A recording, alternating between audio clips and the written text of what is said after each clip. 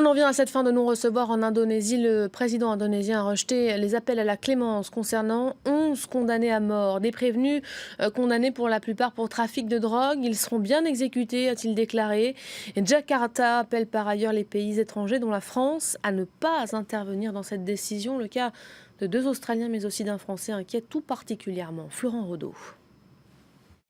En entrant dans le tribunal administratif de Jakarta, ce juge sait qu'il a entre les mains le destin des 2 Australiens condamnés à mort.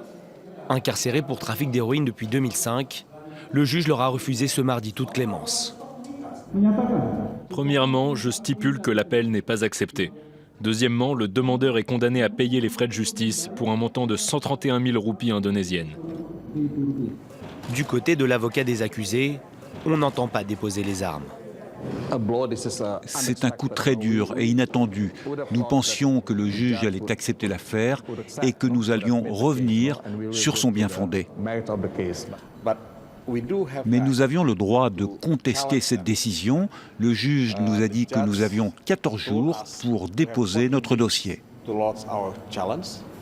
Le président indonésien s'est lui exprimé à la télévision nationale.